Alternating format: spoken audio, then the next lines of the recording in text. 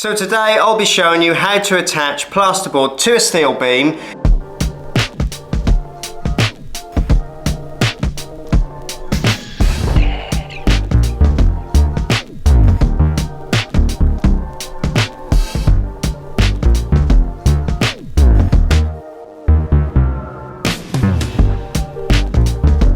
And the best bit is that any of you that are watching will be able to get your RSJ boarded quickly and easily by the time you've finished watching this video. So stick around because I've got a few handy tips and tricks that you don't want to miss.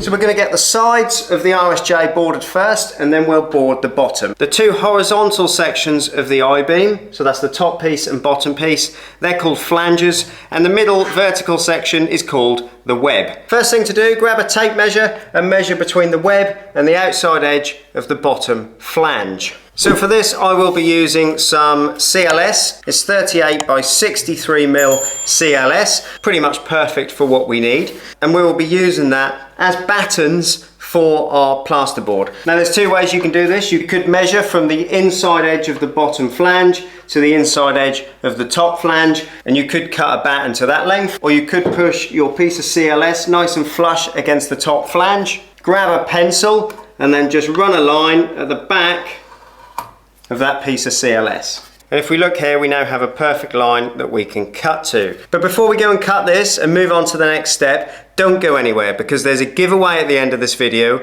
I'm running another competition, and just like last time when I ran one of these giveaways, you guys have got an opportunity to win a really amazing prize. So stick around to see how to enter. Right, let's go and cut this batten and then we'll move on to the next step. I'm going to use a miter saw for this because I know that I'm going to get a perfect cut every single time, but you don't need to use any fancy saws. If you've only got a hand saw, that's perfectly fine. So I know that the section I want is this section here. We need to consider our blade width. So when we cut this piece of timber, we want to cut on the outside edge of the line that we made.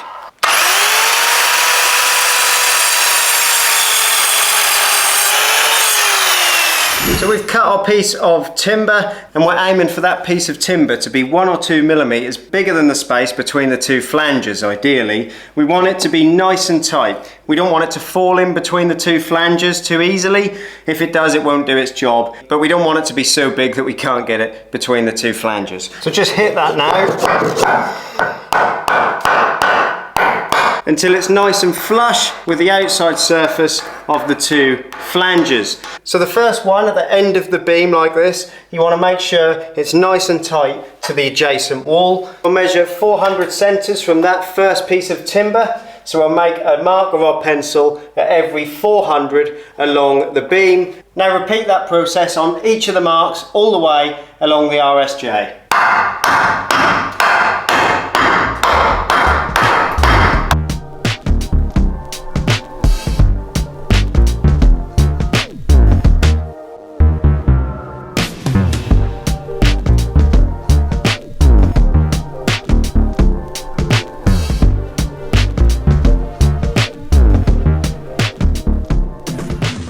Now this next step is a bit belts and braces. So grab yourself a decent adhesive. It doesn't really matter what one it is. There's plenty of good ones out there on the market. If you do want to check out which ones are the best, there's a little link here where I did an adhesive test. Go and check that video out when you finished watching this one.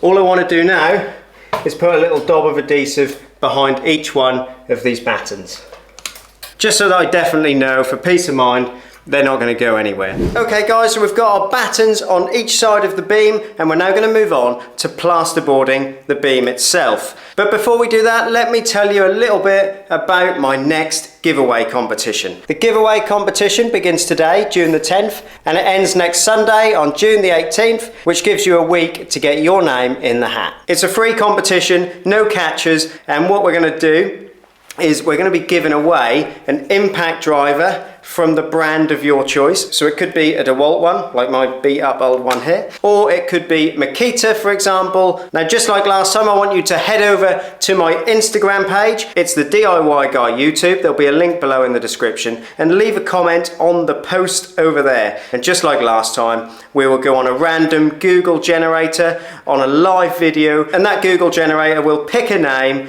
pick a winner out of you guys to win that incredible prize. So head over there, get your name in the hat, be in it to win it. Okay guys, so to plasterboard an RSJ, you'll need to use fireline plasterboard. So this is 12.5mm fireline, and that'll give us 30 minutes fire protection as required on the RSJ. So let's take a couple of measurements and I'll show you how to cut our first bit of plasterboard. Oh, and if you're getting value from this video, drop me a comment down below and tell me what else you want to see, what else I can help you out with on the channel. Now, of course, all of your beams are going to vary in size, but you can follow this as an example to get measurements for your own beam. This beam is longer than a 2.4 piece of plasterboard. So what you want to do, if you do need to cut a piece of board, is make sure it lands in the middle of one of these battens so that you can butt this next piece of plasterboard up to it. So you'll bring the two in and meet them at the middle. Now, regardless of the length of each piece of plasterboard,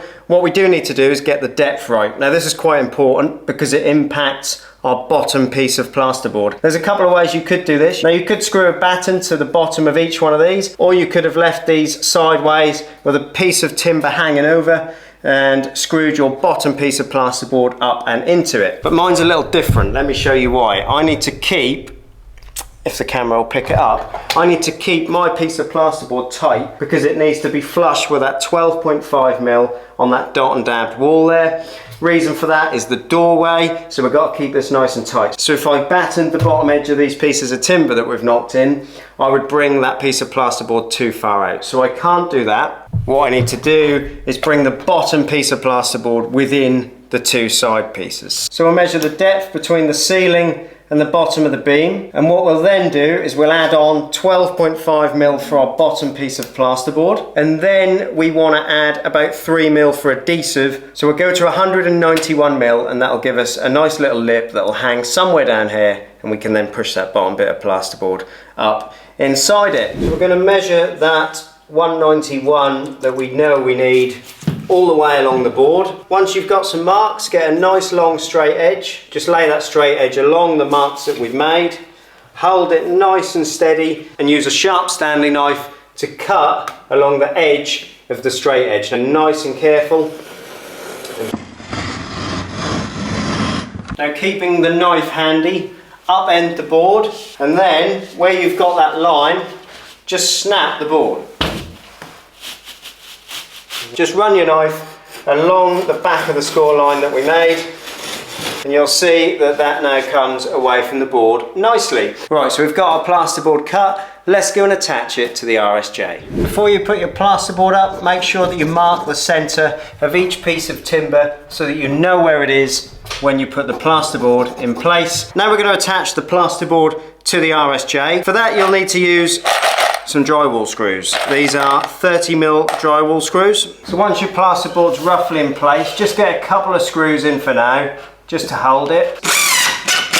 If you've got an impact driver, it's perfect for this job. If you haven't, make sure you enter this week's competition because you might win one. Now grab a nice long level, make sure that piece of board is nice and level, which it is, and we can now go ahead and fix the rest of this first board to those pieces of timber, and then we'll move on to the next pieces of plasterboard for each side of the RSJ, and then I'll show you what I mean by this lip here and why it's important for the bottom piece of plasterboard. Once you've got plasterboard on each side of the RSJ, just check the level across them because you want it to be perfectly level across the two. If you do need to take a bit off either edge, just use a surf form like this one. There'll be a link in the description where you can get one, and with one of these you'll be able to just file a bit of that plasterboard down to bring it level. So now we have both sides of the RSJ fully boarded, and you can see here what I meant about that lip that we need to have both sides of the RSJ. Now, like I said, this is the best way to do it if you want to keep it really tight for any reason. And the other method, you can make it wider with the battens and screw your bottom piece of plasterboard up onto the edges of those battens. Now what we're going to do is plasterboard the bottom piece of the RSJ here. First thing we'll do is measure between the two pieces of plasterboard, and that is exactly 100 millimeters. So we need to cut a 100 millimeter strip of plasterboard, the full length of the board, and if your beam's a bit longer you can just butt them up. So we've got a 100 millimeter section of fireboard cut, and you can see that that fits between those two pieces of board very nicely and sits flush. But obviously we can't screw that in place to the steel. So how are we going to attach it to that bottom flange? The first thing we're going to do is run some nice even beads of a good adhesive along the bottom flange of the RSJ. A nice thick bead all the way along, and we can squash it out so it hasn't got to be pretty. This is where it gets a bit fiddly to do on your own. Get some good props at hand, and what you want to do is squeeze that plasterboard in there, push it onto the adhesive so it's nice and flush.